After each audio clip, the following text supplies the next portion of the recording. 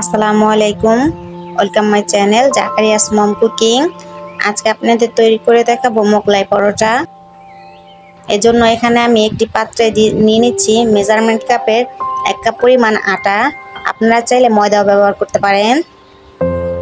দিয়ে দিচ্ছি হাফ চামচ লবণ, 1/4 চা চামচ বেকিং পাউডার। এখন ভালোভাবে একটু মিশিয়ে নিচ্ছি।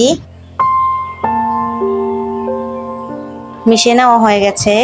এখন দিয়ে দিচ্ছি 2 টেবিল চামচ তেল। হাত দিয়ে ভালোভাবে তেলের সাথে আর আটার সাথে মিশিয়ে নিচ্ছি।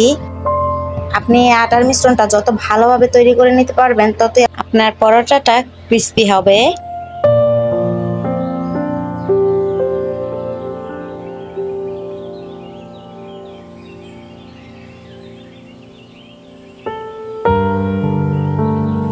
আমি সামান্য পরিমাণ আটার মিশ্রণ হাত দিয়ে চেপে নিচ্ছি, ভেঙে যাচ্ছে না।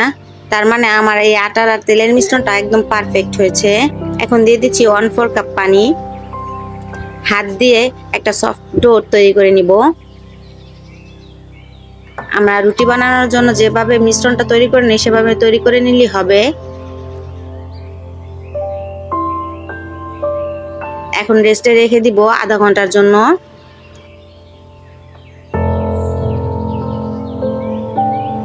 একটি বাটিতে আমি বড় সাইজের একটা পেঁয়াজ কুচি করে নিয়েছি, যতটা সম্ভব ছোট ছোট করে কেটে নিয়েছি।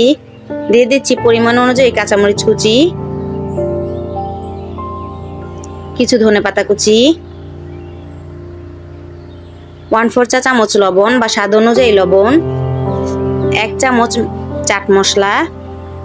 অবশ্যই এখানে চাট মশলাটা ব্যবহার করার চেষ্টা করবেন। হাতের কাছে যদি না থাকে তাহলে বাজারে যে 5 টাকা দামের ম্যাজিক মশলাটা পাওয়া যায় সেটা ব্যবহার করবেন। হাত দিয়ে ভালোভাবে মিশিয়ে নিচ্ছি। এই মেখে নেওয়ার কারণে আপনার পেঁয়াজ আর মরিচের মিশ্রণটা ভালোভাবে নরম হয়ে যাবে। আর যতটা ভালোভাবে নরম হবে তত তাড়াতাড়ি আপনার পেঁয়াজ আর কাঁচা মরিচের মিশ্রণটা সিদ্ধ হয়ে যাবে। মেখে নেওয়া হয়ে গেছে। এখন দিয়ে দিচ্ছি একটা ডিম।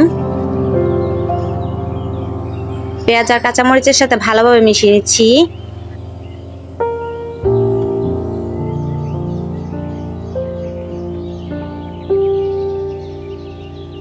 মিশিয়ে নেওয়া হয়ে গেছে। আমি যে আটার ডোটা সেট করতে রেখে দিয়েছিলাম সেটা পারফেক্টভাবে সেট হয়ে গেছে। এ পর্যায়ে আরও অনেকটা সফট হয়ে গেছে। আমি 2 ভাগে ভাগ করে নিয়েছি। এখন আমাদের ঘরে যে রুটি বেলার বেলুন পেড়ি থাকে তাতে একটা ডো নিয়ে হাত দিয়ে গোল করে সামান্য পরিমাণ আটা ছিটিয়ে দিচ্ছি। একটা বড় সাইজের রুটি বানিয়ে নিচ্ছি।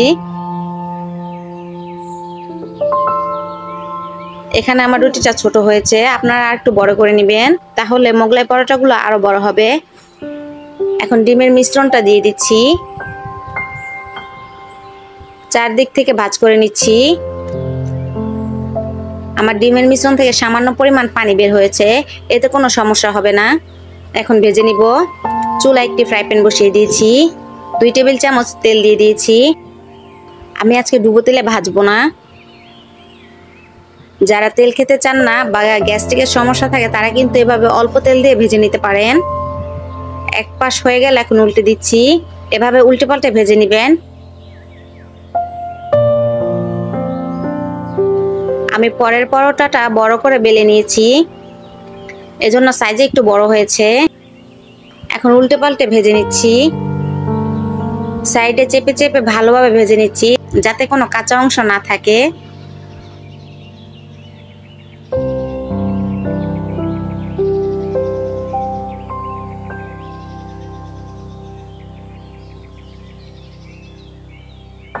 আমার ভেজে নেওয়া হয়ে গেছে। এখন উঠিয়ে নিব। এখন ছোট করে পিস করে নিচ্ছি।